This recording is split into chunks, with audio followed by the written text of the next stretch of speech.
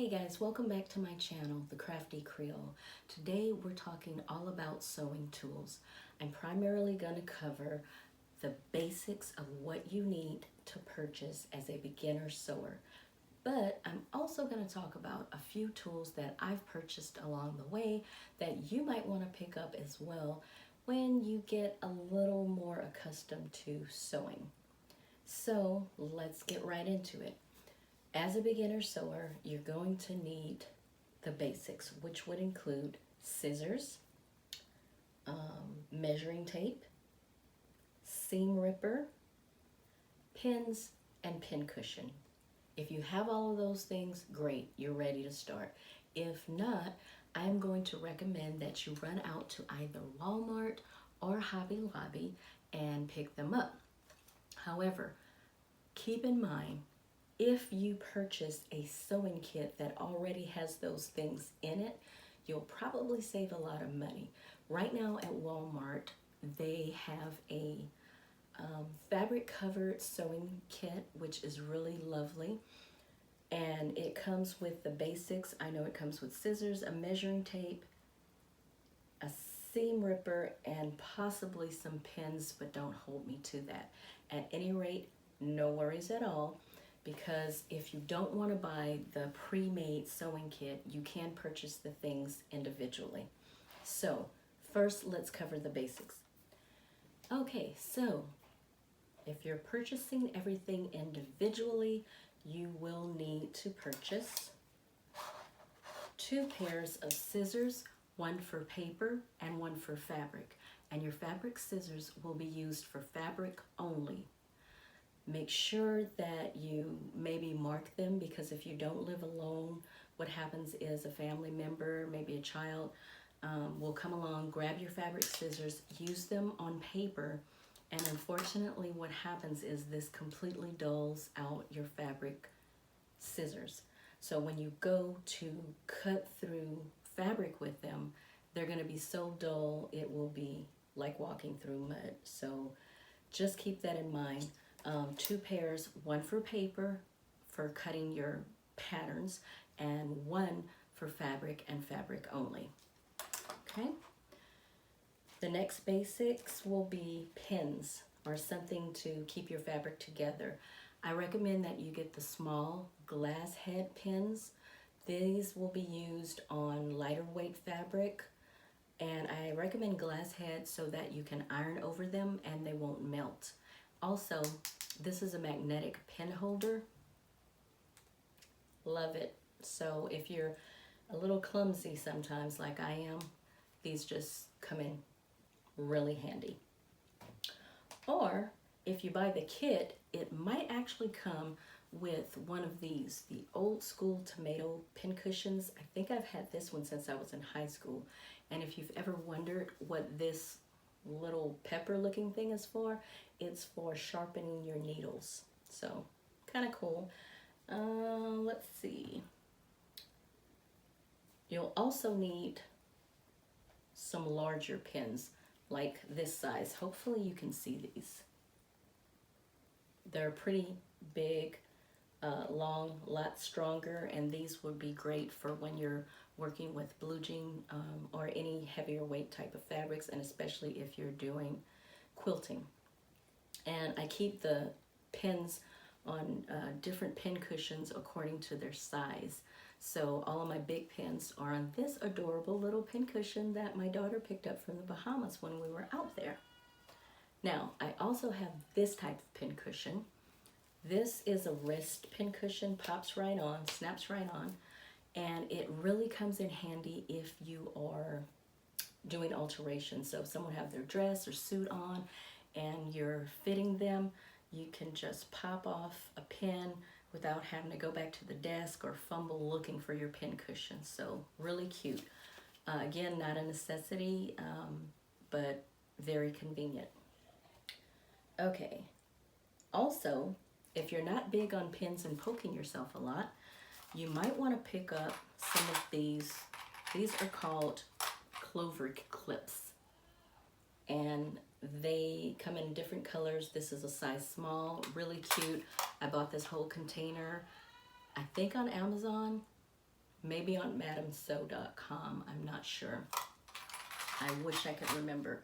But these come in really handy when you're sewing things. So you just clip them on, and as you're sewing on the machine, you just pull them off as you go.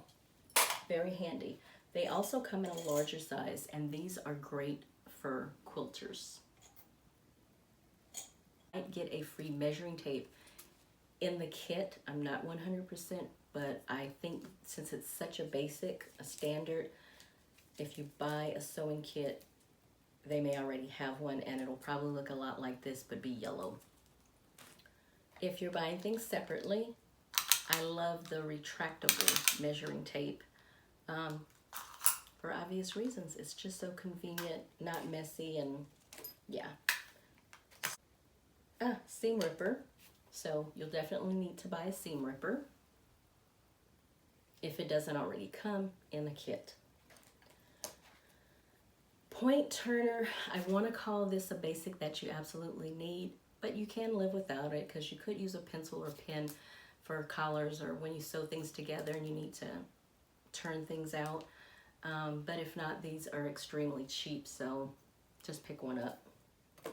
And for beginners, I do highly recommend Dressmaker tracing paper and one of these little wheels.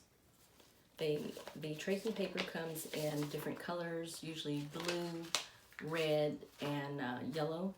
And you will definitely want to use this for when we make darts or sometimes even pleats, because for a beginner sew it's really helpful. And honestly, I'm not a beginner sewer, but I still use this for my darts because I want them to come out perfect and nice and crisp.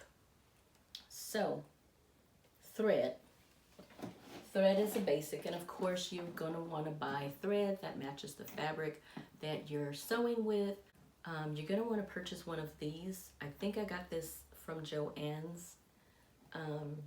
Because thread over time becomes very dry and will break in your machine if you don't keep it a little moist or protected. So these are great. I have all my threads and my bobbins in here, and I have lots of bobbins pre-wound for convenience. Okay, and this is a basic. You don't need it right away, but if your sewing machine is old and it's been sitting around for a while, you might want to pick up, this one's by Dritz, some Dritz machine oil.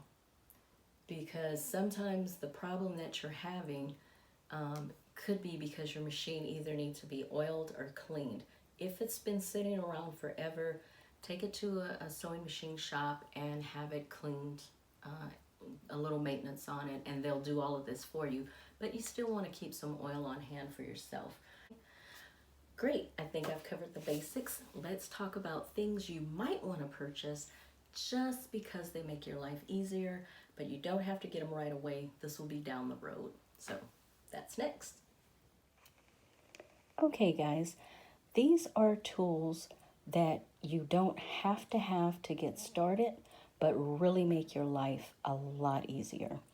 These are my favorite tools, and many of them are tools that I use frequently, like every day. One of my favorite cutting tools is this rotary cutter. It's very sharp. Pull down to open up the blade. Now you can see that the blade is out.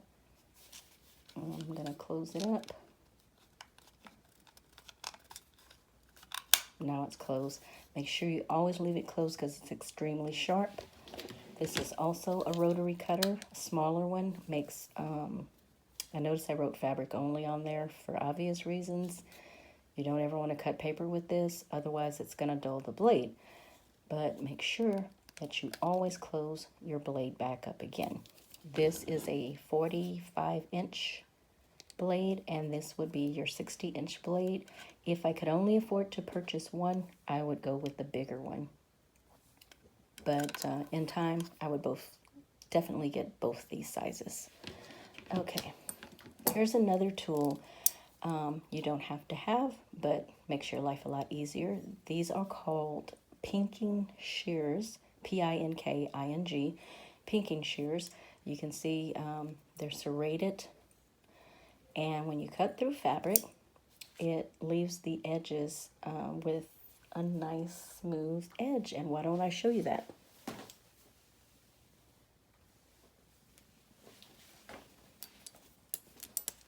There we go.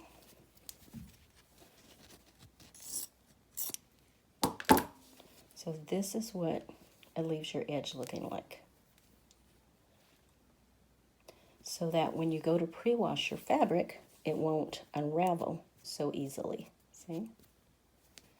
And you definitely want to always pre-wash your fabric. So pinking shears when you can, a set of tweezers when you can. This helps with threading the machine if you don't have an automatic threader, and many other things it comes in handy for as well. Now, these pair of scissors I absolutely love. If you get to the point where you can afford to upgrade to a really awesome pair of scissors, you're going to want to purchase Kai scissors. That is spelled K-A-I. And here's the number in case you want to get the 7230. You can purchase these on kai.com or Amazon and possibly even eBay. These scissors were $85 on sale. And the reason why they're so expensive is because they are so awesomely made of high carbon stainless steel. They cut through fabric seriously like butter, and they're very easy on your wrist. They're lightweight and very sharp. This 7230 has also a serrated blade, but it's so tiny that you can't see the serration marks. So it makes them really perfect for cutting fine fabric. Now, if you don't want to spend $85 or more for a pair of scissors, what you can do is what I did. Put it on your Christmas list or your birthday list or your Mother's Day list. I put it on my Christmas gift, and my oldest daughter was sweet enough to purchase them for me. So how awesome is that? Now, one more example of a cutting tool would be the Stalwart electric scissors. Now, this is an option. I like these. I can't say that I use them as much as my Kai scissors, but they do come in handy for heavyweight things, and I also can use them on cardboard and other heavyweight craft projects. They come with two different blades, one for lighter fabric and one for thicker, heavier fabric.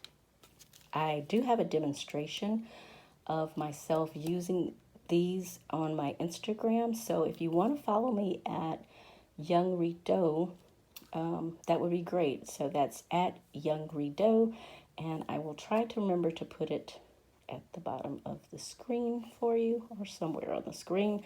But if not, it should be at the end of the video in my outro as well. These are not as expensive as the Kai scissors. I'm positive they're somewhere under 60 to 65 bucks. And again, put it on your Christmas list. That's what I did. And my youngest daughter purchased these for me. Okay, done with that. Now, another lifesaver, can't do without them, are these fabric marking pens. They're heat erasable, which makes them perfect for any project you have, but especially great for quilting or doing appliques, or if you want to do some freehand sewing and you want to draw something on your fabric and then sew over it. These are great because you just iron them right out. You don't have to wash it. They come in all these great colors, and they come with, actually your first set just comes with these, and I think maybe one or two refills. And I use them so much, I've already had to purchase another box of refills, but you really get a lot in the box of refills. And again, I purchased this at Madame Sew. You can purchase that on madamesew.com. They're somewhere in I want to say North Carolina, maybe Virginia. All I know is that I purchased it online and it came like that. And that's how I love things to happen, because I'm not the most patient sewer in the world. When it comes to marking, you can also, another option would be this fabric marker. It it's called disappearing ink, but it actually doesn't disappear until you wash the garment. Purple on this end, blue on this end. I got this at Joann's, but if you don't mind washing, then fine, it works. But I really prefer the heat erase because I don't want to have to wash it to get it out. But it's an option. Also, chalk. Oh, let's start with the Taylor's chalk. You always have good old-fashioned Taylor's chalk, which I still use, especially on heavier weight fabric. This is also Taylor's chalk, but it's in a powdered form.